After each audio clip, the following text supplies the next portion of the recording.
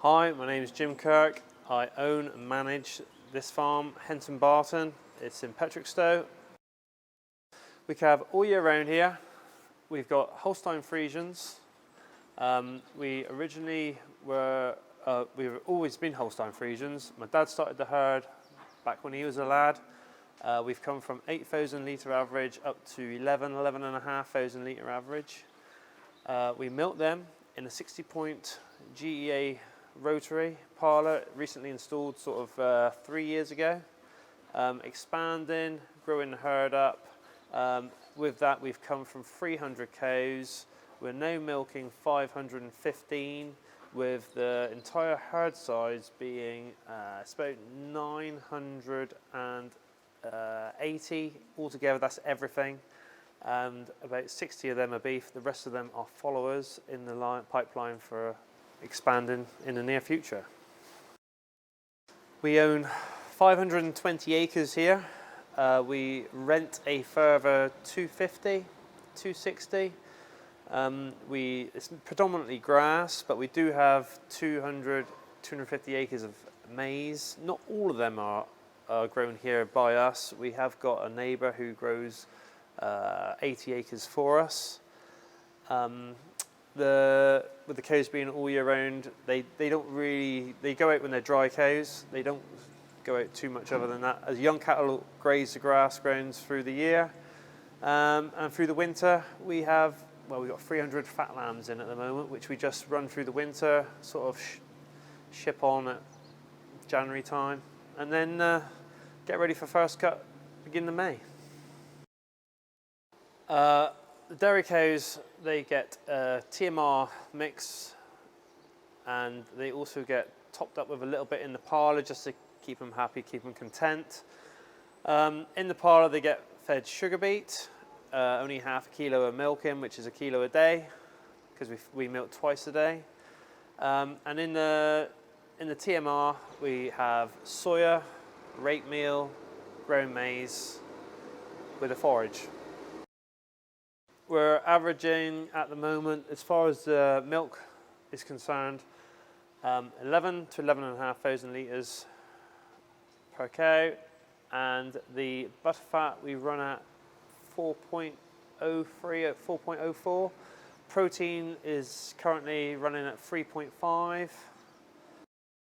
Our family farming started, when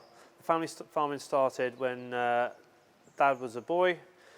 They moved down to Devon when he was 13, and then they ended up at a farm which is 3 miles away from here, the way the crow flies, with 4 brothers. They farmed it collectively, and then, as most things do, they sort of went their own ways. They all stayed in farming. Dad stayed there until I was 13, and then he thought to himself that it wasn't quite big enough if we were going to keep me home as well, because we had my brother-in-law there also. And we invested in this, which was 26 years ago. And we've been here ever since, expanding and renewing, just trying to make life easier for ourselves, more productivity, and here we are. So, the team I have here would be me, who manages it all, and I feed calves each end of the day and basically fill in wherever I need to fill in too, because I can do it all. I've got my dad, who is out every day of the week, refuses to give up. Not that I want him to give up as such, but he's very, very determined and it's his life. I've got my brother-in-law. He works 6 days a week with us. He's the main mixer wagon TMR mixer for the farm. He works all day around the pits, just making sure it's all kept tidy. And then I've got I've got another young lad. I've got Harrison, who milks the cows for me. He is my main herdsman. He's 20, but I've got a lot of faith in him. and he knows his job. He looks after the cows very well. And then I've got Archie, who is, again, he's only 19, 20. A young lad, obviously. He would be my main tractor driver. Can pretty much have a go at anything, but obviously being as young as he is, he's learning. I've got a college student here who's sort of in full-time but college as well.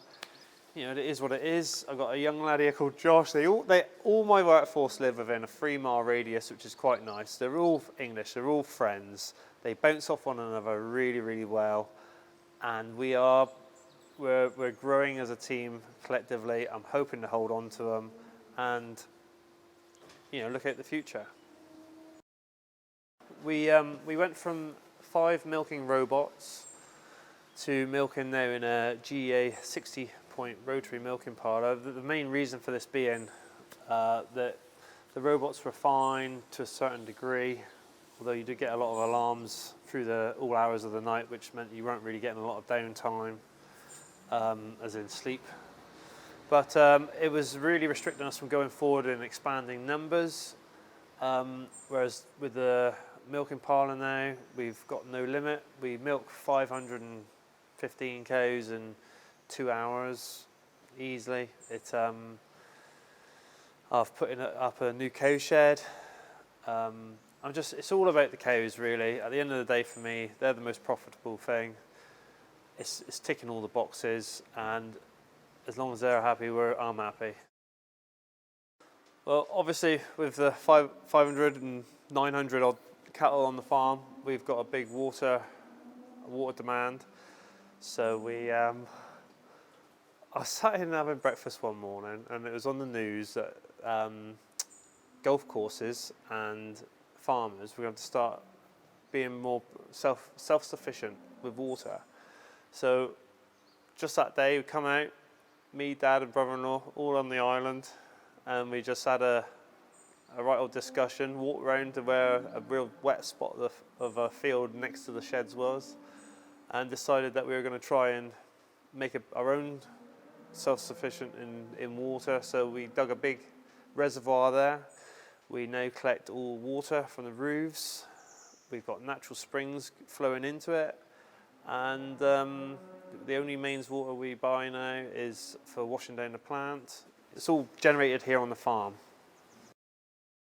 I've become a strategic dairy farmer to learn from other people's knowledge of different projects that they've undertaken, for any projects that I've got coming up, that I can perhaps learn from them, the pluses, the minuses, what they wouldn't do, what they would do, and also anybody else that's wanting to either put up a calf shed or anything that I've done in the past.